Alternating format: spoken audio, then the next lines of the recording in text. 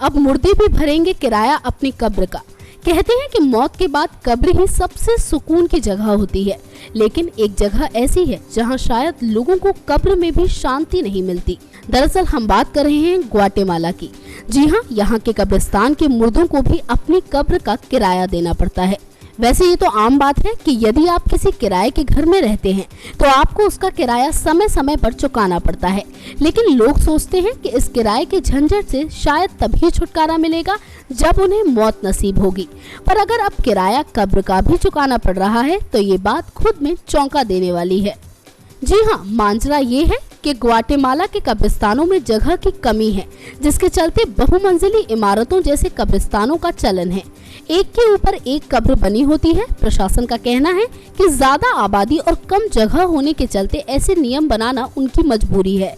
यहाँ अमीर लोगों को तो अपने जीते जी ही कब्र के लिए रकम का जुगाड़ करना पड़ता है, लेकिन गरीबों के लिए तो ये बेहद मुश्किल भरा काम है।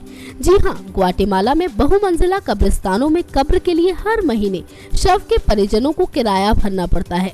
जिस महीने किराया नहीं आता उसके अगले महीने मुर्दे को उस कब्र से निकालकर बाहर रख दिया जाता है और सामूहिक कब्र में डाल दिया जाता है। यहाँ कब्रिस्तान में आपको ऐसे कई नज़ारे दिख जाएंगे कि किराया ना भरने के चलते कुछ शवों को कब्र के बाहर निकाल दिया गया है।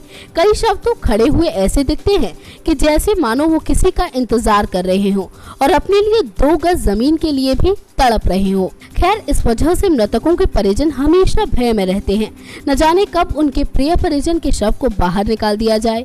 यहाँ फैली गरीबी के चलते कई लोग अपने परिजनों को खुद ही सामूहिक कब्रिस्तान में अवैध तरीके से दफना देते हैं। यानी सिर्फ जीते जी ही नहीं बल्कि मरने के बाद भी ग्वाटेमाला के लोगों को चैन नसीब नहीं है।